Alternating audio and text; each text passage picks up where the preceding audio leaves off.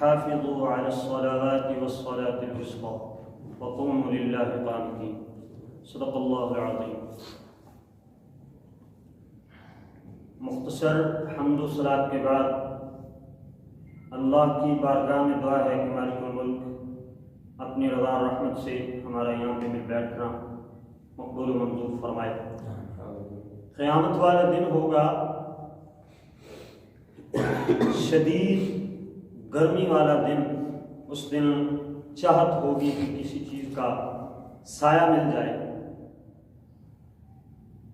پیارے پاک پیغمبر جناب محمد رسول اللہ صلی اللہ علیہ وسلم نے فرمایا کہ 7 شخص 7 بندے ایسے ہیں کہ جن کو اللہ اپنے عرش معلیٰ کا سایہ نصیب فرمائے گا. ان میں سے ایک ورجل قلبه معلق فی المسجد، کہ جس کا دل مسجد کے ساتھ ہمیشہ کے لیے لگا ہوگا. وہ انتظار کرتا ہے کہ کب اگلی نماز کا وقت ہو اور میں نماز کے لیے مسجد میں جاؤں. تو میرا موضوع ہوگا انشاءاللہ اسلاف کی محبت، اسلاف کا شوق نماز. اللہ کریم کے قرآن سے بات کا آغاز کرتے ہیں. فرمایا اللہ کریم نے فرمایا وَحَافِظُوا عَلَى الصَّلَوَاتِ وَالصَّلَاةِ الْوُسْطَى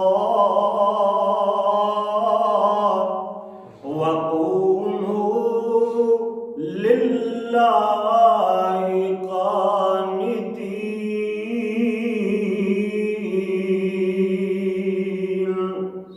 اللہ پاک اعلان فرما رہے ہیں، اے مومنوں، ارے مسلمانوں، حافظوا علی الصلوات، اپنی نمازوں کی حفاظت کیا کرو. وقوموا للہ قانتین.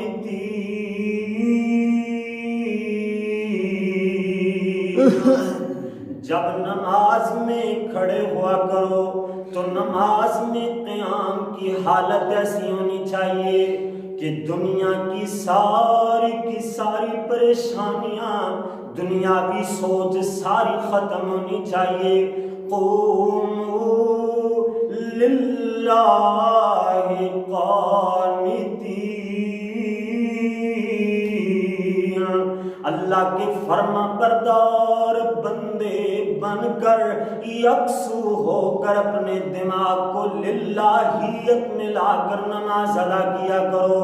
آؤ نہ پھر اسلاف کا شوق نماز کچھ اس انداز میں بیان کریں. صحیح مسلم کی روایت ہے، حضرت ابی بن کعب رضی اللہ تعالیٰ عنہ، پیارے ابی بن کعب رضی اللہ تعالیٰ عنہ بیان فرماتے ہیں کہ ایک انصاری صحابی مسجد نبوی کے اندر ہر روز ہر نماز کے وقت اپنے دور جو گھر ہے اس سے چل کر آیا کرتے. حضرت ابی فرماتے ہیں میں نے اپنے ساتھی پہ ترس کھاتے ہوئے کہا، او یار اگر تم جناب کوئی سواری لے لو، دن کو گرمی ہوا کرتی ہے اور رات کو حشرات الارض باہر ہوا کرتی ہیں، کوئی موسی چیز تمہیں ڈس سکتی ہے، اس لیے جناب کوئی نہ کوئی سواری کا انتظام کر لو. جناب وہ انصاری صحابی بولے، کہتے اللہ کی قسم ہے میں کوئی سواری نہیں لوں گا. پیارے ابی پھر فرماتے ہیں اگر سواری نہیں تو مسجد نبوی کے قریب کوئی گھاڑی لے لو تاکہ تمہیں آسانی ہو مسجد میں آنے کے لیے. اتنی دور سے تم روز چل کر کے آیا کرتے ہو. اللہ اللہ پھر یہ بول کر کے کہتا ہے اللہ کی قسم ہے میں مسجد نبوی کے قریب گھر بھی نہیں لوں گا.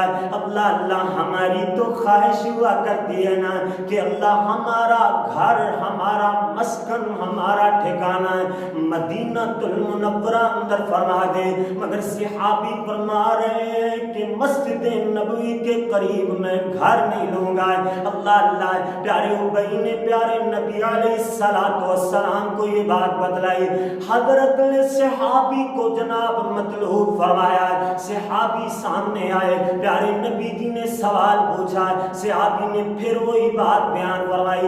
اللہ کے نبی فرماتے ہیں میرے مٹھڑے صحابی تو کیوں نہیں چاہتا کہ مسجد نبوی کے قریب تیرا گھر ہو؟ پیارے صحابی عرض کرتے ہیں اللہ کے رسول میں نہیں چاہتا کہ میرا گھر مسجد نبوی کے قریب ہو اور چند قدم چل کر کے آؤں اور میرا ثواب کم ہو جائے. میں تو یہ چاہتا ہوں کہ جتنی دور سے چل کر آؤں گا ہر قدم قدم کے بدلے اللہ درجات بلند فرماتا چلا جائے گا. پیارے نبی علیہ السلام فرماتے ہیں ان لک محتسبت, اللہ تیرے اس یقین کو تیرے اس گمان کو اللہ پورا فرمائے جو تیری نیت ہے, اللہ تیری نیت کے مطابق تجھے ثواب عطا فرمائے. تو پتہ چلا اسلاف کو شوق ہے نماز کا, اسلاف کو محبت ہے نماز سے. صحیح البخاری کی روایت, امام بخاری رحمت اللہ علیہ اپنے استاد موسیٰ بن اسماعیل سے یہ روایت ذکر کرتے ہیں. پیارے امام بخاری رحمت اللہ علیہ روایت بیان فرماتے ہیں قال حدثنا موسیٰ بن اسماعیل قال حدثنا حمام عن الأعلم هو زياد عن الحسن عن أبي بكرة رضي الله عنه. پیارے ابو بکر رضی اللہ تعالیٰ عنہ فرماتے ہیں کہ ایک دن پیارے ابو بکر نماز سے تھوڑا سا لیٹ ہو گئے. پیارے پاک پیغمبر انہم إلى النبي صلی اللہ علیہ وسلم وهو راکع. پیارے پاک پیغمبر رکوع کی حالت میں چلے گئے. حضرت نے پیارے ابو بکر دیکھتے ہیں میرے نبی رکوع میں چلے گئے ہیں. حضرت ابو بکر سوچتے گئے کہیں جلدی سے پیارے پاک پیغمبر رکوع سے اٹھ کھڑے نہ ہوں, اس لیے صف ابھی شروع نہیں ہوئی, صف میں آ کر ملے نہیں. قبل فرکع قبل ان یصل الى الصف. پیارے ابو بکر نے صف شروع ہونے سے پہلے ہی رکوع کی حالت میں چلے گئے. پیارے پاک پیغمبر کو یہ مسئلہ بتایا گیا. او میرے ویر یاد رکھو, کہا جاتا ہے نا کہ پیارے پاک پیغمبر کی صحیح البخاری کی حدیث پڑھ کر کے لوگوں کو ورغلایا جاتا ہے. پیارے نبی نماز میں پیارے نبی جی نے فرمایا میرے پیچھے بھی آنکھیں ہیں, میں پیچھے سے بھی دیکھ سکتا ہوں. تو لوگ کہتے ہیں جی پیارے نبی جی علم غیب جانتے تھے. میرے ویر یہاں پہ حدیث کے الفاظ ہیں فَذُكِرَ ذَلِكَ لِلنَّبِيِّ. یہ واقعہ پیارے ابو بکر کا پیارے نبی علیہ السلام کے سامنے ذکر کیا گیا. مطلب کہ پہلے آپ کو پتہ نہیں تھا, جب بتلایا تبھی پتہ چلا. اور پیارے نبی علیہ السلام پیارے ابو بکر کو فرماتے ہیں میرے پیارے ابو بکر فقال زادك الله حرصا ولا تعد. میرے ابو بکر اللہ تیرے شوق میں تو جو چاہتا تھا کہ میرا رکوع ضائع نہ ہو, اللہ رکوع بھی ضائع نہیں ہونے دیا. یہاں تک کہ رکوع میں بندہ چلا جائے اور رکوع میں آ کر ملے رکعت تو ضائع ہو جاتی ہے, دوبارہ اٹھ کر وہ رکعت پڑھنی پڑتی ہے. مگر پیارے ابو بکر نے رکوع ضائع نہیں کیا, چاہے دوبارہ رکعت کیوں نہ پڑھنی پڑی. یہ جناب صحابہ کرام کا میرے تیرے اسلاف کا شوق نماز. اللہ اکبر اللہ. حضرت سعید بن مسیب رحمت اللہ علیہ پیارے سعید بن مسیب کا کیسا شوق ہے. اللہ اکبر اللہ فرماتے ہیں ما سمعت تأذین فی اہلی منذ 30 سنة. آج تک مجھے 30 سال کا عرصہ ہو گیا، میری زندگی کے 30 سال 30 برس بیت گئے، آج تک میں نے کوئی بھی کسی بھی نماز کی اذان اپنے گھر میں نہیں سنی ہے۔ جب بھی اذان کا وقت ہوتا ہے میں اذان کے وقت سے پہلے مسجد میں آ جایا کرتا ہے، اتنا شوق نماز۔